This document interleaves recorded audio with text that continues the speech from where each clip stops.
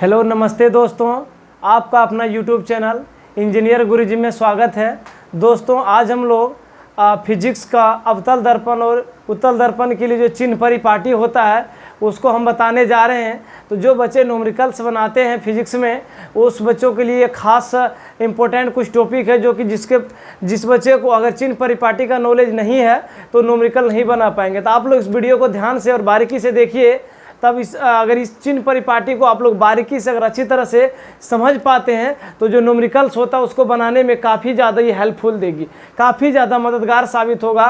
तो आप हमारे यूट्यूब चैनल पर अगर नए हैं तो आप हमारे यूट्यूब चैनल को सब्सक्राइब कर दें और काफ़ी ज़्यादा से ज़्यादा अपने दोस्तों के पास शेयर कर दें। तो चलिए, जैसे कि आप लोगों को स्क्रीन पर दिख रहा है कि अवतल दर्पण और उत्तल दर्पण के लिए चिन्ह परिपाटी वैल्यू क्या होता है। जैसे हमने कहा वस्तु दूरी क्या होगी, प्रतिबिंब दूरी क्या होगी, वस्तु की ऊंचाई क्या होगी, प्रतिबिंब की ऊंचाई क्या होगी, इन सभी चीज़ों के बारे में जो चिन्ह परिपाटी होगी, धनात्मक ऋणात्मक सभी चीज़ों के बारे में हम लोग इस वीडियो के माध्यम से पूरी अच्छी तरह से समझने का प्रयास करेंगे। तो चलिए ध्यान दीजिए, इधर हमने लिखा है कि पहला अवतल दर्पण कॉनकेव मिरर और दूसरा साइड में आपका उत्तल दर्पण कॉन्वेक्स मिरर। तो समझते पहले हम अवतल दर्पण की बात कर लेते हैं कि अवतल दर्पण में वस्तु दूरी क्या होगी, प्रतिबिंब दूरी क्या होगी, फोकस दूरी क्या होगी, वक्रता त्रिज्या क्या होगी, वस्तु की ऊंचाई क्या होगी, प्रतिबिंब की ऊंचाई क्या होगी।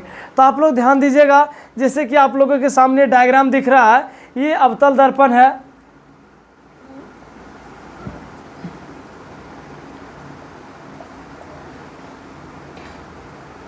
ये अवतल दर्पण है। अवतल दर्पण में हम कैसे जानेंगे कोई वस्तु की दूरी क्या होगी, प्रतिबिंब दूरी का चिन्ह परिपाटी, इन सभी चीज़ों के बारे में आप लोग ध्यान दीजिए।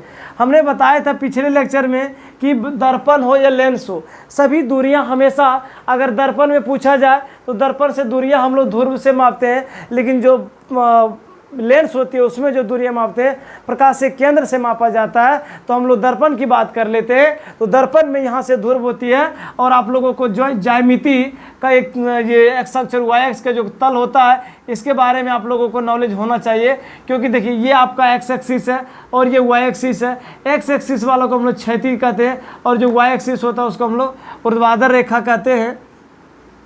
और जहाँ पे ये दोनों कटता है उसको हम लोग मूल बिंदु ओरिजिन के नाम से जानते हैं। तो आप लोग ध्यान दीजिएगा कि मूल बिंदु से सभी दूरी हम लोग मूल बिंदु से स्टार्ट करते हैं और मूल बिंदु से अगर हम लोग दाएं तरफ जाएं, मूल बिंदु से दाएं ओर जाएंगे तो इसका जो चिन्ह होगा धनात्मक होगा। मूल बिंदु से अगर हम लोग ऊपर जाएंगे तो इसका मान धनात्मक होगा और मूल बिंदु से जब नीचे की ओर आएंगे तो इसका मान ऋणात्मक होगा। और मूल बिंदु से अगर हम लोग बायां साइड की ओर अगर आते हैं तो इसमें चिन्ह परिपाटी में इसका मान जो होगा वो ऋणात्मक होता है। ये चीज़ आप लोगों को नॉलेज होगा तो हम लोग बहुत आसानी से इसको चिन्ह परिपाटी को ध्यान देंगे। हमने लिखा कि वस्तु दूरी माइनस होती है। क्यों माइनस होती है? क्योंकि ये आपका ये जहाँ ध्रुव है उसको हम लोग मूल बिंदु को कंपैरिजन कर लेते हैं और मूल बिंदु से बाएं की ओर आ रहे हैं, इसीलिए इसका मान ऋणात्मक होती है, क्योंकि सभी दूरियां हमेशा मुख्य अक्ष के ऊपर होती है और सभी दूरियां ध्रुव से अवतल दर्पण में उसके बाईं ओर रखा जाता है। इसीलिए जो वस्तु की दूरी होगी वो ऋणात्मक होती है। और एक चीज़ और ध्यान दीजिए, प्रतिबिंब दूरी आपको धनात्मक ऋणात्मक दोनों को मिलता है। प्रतिबिंब दूरी जो होती है धनात्मक ऋणात्मक दोनों कंडीशन में होता है। एक चीज़ आपको समझा दें, अगर कब प्रतिबिंब की दूरी धनात्मक होगी और कब प्रतिबिंब की दूरी ऋणात्मक होगी, ये चीज़ आप लोग को ध्यान देना है। तो हमने अभी ये मुख्य अक्ष के समांतर इसको मान लिया जाए, आप लोग इसे ए बी को वस्तु मान लीजिए, वस्तु रख दिए मुख्य अक्ष के ऊपर।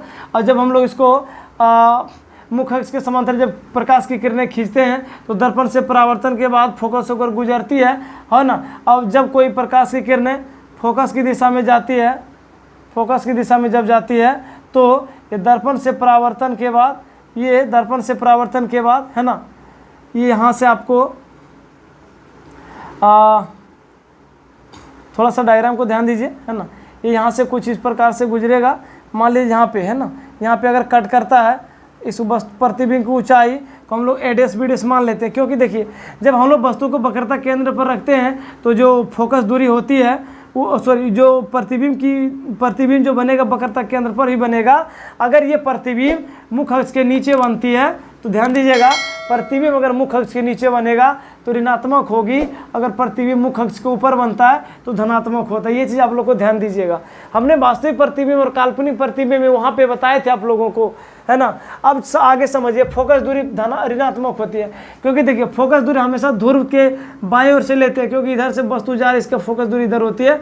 और देखिए यहाँ पे ध्रुव है, यहाँ पे फोकस है, तो इसकी दूरी मापेंगे तो देखिए ये ध्रुव से बाईं ओर आ रहे हैं, बाईं ओर आ रहे हैं, इसीलिए उसकी जो फोकस दूरी होती है वो ऋणात्मक होती है।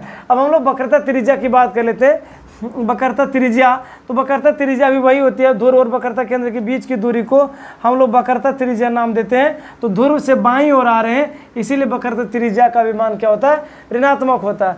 अब हम लोग बात करते हैं वस्तु की ऊंचाई। वस्तु की ऊंचाई आपका हमेशा, चाहे दर्पण हो या लेंस हो, उत्तल दर्पण हो या अवतल दर्पण हो, दोनों कंडीशन में वस्तु की जो ऊंचाई होती है वो हमेशा धनात्मक होती है, क्योंकि वस्तु को हमेशा मुख्य अक्ष के ऊपर की ओर रखते हैं, इसीलिए वस्तु जो ऊंचाई होती है वो क्या होती है, धनात्मक होती है। अब हम लोग प्रतिबिंब की ऊंचाई की बात कर लेते हैं।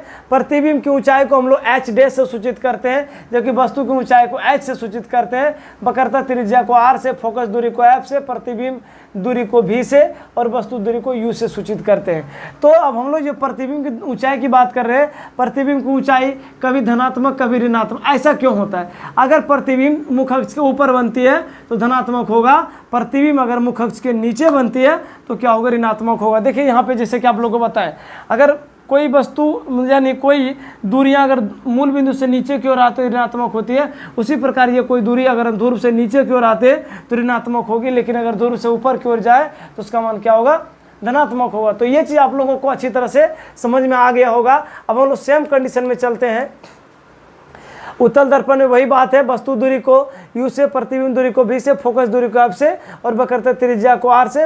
अब वस्तु की ऊंचाई को h से और प्रतिबिंब की ऊंचाई को h डैश से हम लोग सूचित करते हैं। तो बस सेम कंडीशन है। इसमें देखिए वस्तु को दूरी जो होती है ना, इसमें वस्तु दूरी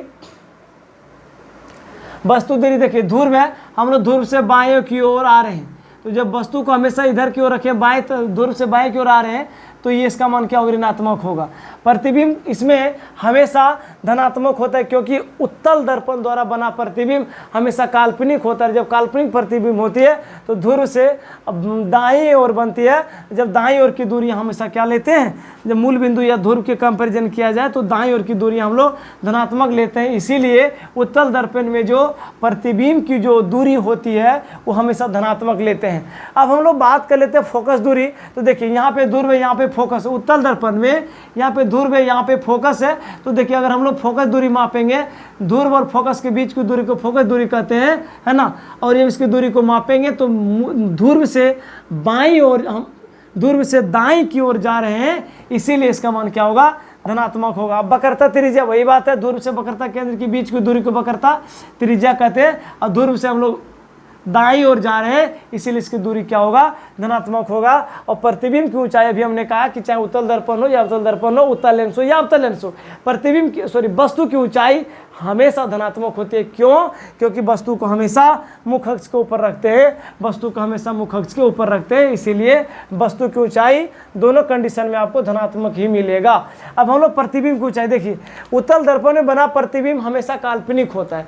उत्तल दर्पण में जो प्रतिबिंब बनता है वो काल्पनिक होता है। जब प्रतिबिंब काल्पनिक होती है तो मुख्य अक्ष के ऊपर बनता है, इसीलिए मुख्य अक्ष की जो दूरियां होती है मुख्य अक्ष से हम लोग ऊपर की ओर जाएं, यानी ध्रुव से ऊपर की ओर जाने के बाद वो दूरियां पॉजिटिव होती है, धनात्मक हो जाती है। तो इसी तरह से ये चीज़ हम लोगों को आज हमने बता दिया। तो आप लोग ये चीज़ आप लोगों को अगर समझ में आ गया होगा तो आप अपने YouTube चैनल को लाइक, सब्सक्राइब और शेयर जरूर कर दें। इसी तरह से लगातार वीडियो आते रहेगा, है ना। अगर आप लोगों को किसी भी वीडियो के लिए डिमांड है तो आप लोग हमारे कमेंट सेक्शन में एक बार ज़रूर बताएं।